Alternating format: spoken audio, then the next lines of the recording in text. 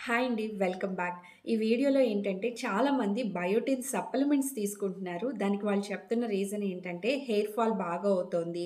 And nails అనేవి బాగా week అవుతున్నాయి. ఇవి కదా! సో, అసలు ఈ బయోటిన్ అంటే ఏంటి? ఏంటి బయోటిన్ తీసుకోకపోతే ఈ ప్రాబ్లమ్స్ వస్తాయా? అనే దాని గురించి ఈ వీడియోలో నేను డిస్కస్ చేస్తాను. సో, అసలు ఈ బయోటిన్ అంటే ఏంటంటే ఇట్ ఈస్ నథింగ్ బట్ ఒక టైప్ ఆఫ్ మల్టీవిటమిన్ అండి. అంతే. ఈ బయోటిన్ యొక్క ఫంక్షన్ ఏంటి? సో, బయోటిన్ అనేది మల్టీవిటమిన్. బట్ దీని యొక్క మెయిన్ ఫంక్షన్ ఏంటంటే, మనం తీసుకున్న ప్రోటీన్ కావచ్చు, ఫ్యాట్ కావచ్చు, కార్బోహైడ్రేట్స్ కావచ్చు, అవి ప్రాపర్‌గా మన బాడీ యూజ్ చేసుకునేలాగా కన్వర్ట్ చేసే పని ఈ బయోటిన్ చేస్తుందనమాట. సింపుల్‌గా, క్లియర్‌గా చెప్పాను మీకు. సో, ఇప్పుడు మనం తీసుకునే ప్రోటీన్ కానీ, అండ్ ఫ్యాట్స్ కానీ, కార్బోహైడ్రేట్స్ కానీ మన బాడీకి అబ్జర్వ్ అవ్వట్లేదు అంటే ఆటోమేటిక్‌గా బయోటిన్ డెఫిషియన్సీ వచ్చేస్తుంది. సో, మరి ఈ బయోటిన్ డెఫిషియన్సీ రాగానే సప్లిమెంట్స్ తీసుకుంటే సరిపోతుందా అంటే, మీరు రూట్ కాజ్ అనేది సాల్వ్ చేసుకోకుండా బయోటిన్ సప్లిమెంట్స్ బాడీకి ఇస్తూ లోపలేదో వేస్తున్నారంతే. బట్ రూట్ కాజ్ అనేది సాల్వ్ అవ్వదు. అలా సాల్వ్ అవ్వాలంటే ఏదైనా సరే మీరు దానికి ఎగ్జాక్ట్ న్యాచురల్‌గా ఏం చేయొచ్చు అనే దాని మీద ఫోకస్ చేయాలనమాట. సో, అండ్ ఇంకా ఈ వీడియోలో ఏంటంటే నేను బయోటిన్ ఎందులో ఎక్కువగా రిచ్‌గా ఉండే ఫుడ్ ఐటెమ్స్ గురించి కూడా నేను క్లియర్‌గా మీకు చెప్తానండి. సో, అసలు ఈ బయోటిన్ డెఫిషియన్సీ వస్తే ఎలాంటి హెల్త్ ప్రాబ్లమ్స్ వస్తాయి అంటే, ఈ బయోటిన్ డెఫిషియన్సీ ఉన్న వాళ్ళకి మెయిన్ అండి హెయిర్ ఫాల్ అనేది చాలా బాగా అవుతుందనమాట. అండ్ అంతేకాదు నెయిల్స్ కూడా చాలా వీక్ అయిపోతాయి.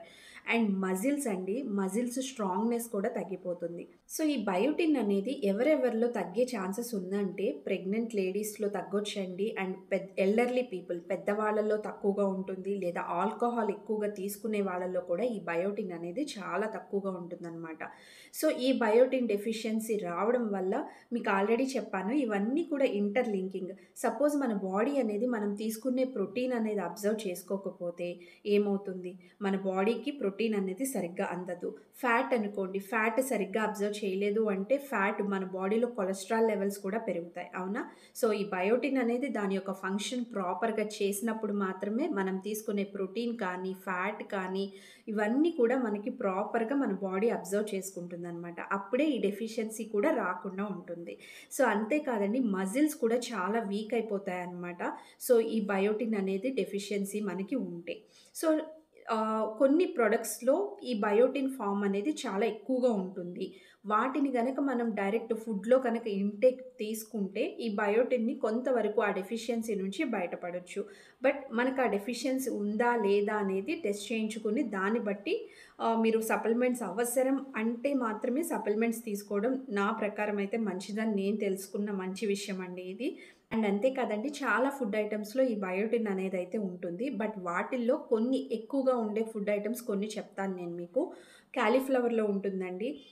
లివర్‌లో ఉంటుంది. ఈస్ట్‌లో ఉంటుంది. అండ్ కిడ్నీ బీన్స్‌లో ఉంటుంది. అండ్ పీనట్స్‌లో ఉంటుంది.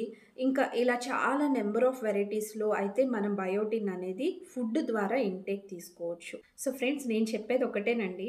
చాలామంది ఏంటంటే మల్టీవిటమిన్ టాబ్లెట్స్ ఉన్నాయి కదా అని చెప్పి వేసేస్తున్నారు. బట్ అసలు వాళ్ళకి డెఫిషియన్సీ ఉందా? లేదా? మనం ఎక్స్‌ట్రాగా మన బాడీకి ఎక్కువ మల్టీవిటమిన్స్ వేసేస్తున్నామా? అని ఒక్కసారి చెక్ చేసుకొని దయచేసి అప్పుడు మాత్రమే ఎక్స్టర్నల్ సప్లిమెంట్స్ అయితే తీసుకోండి.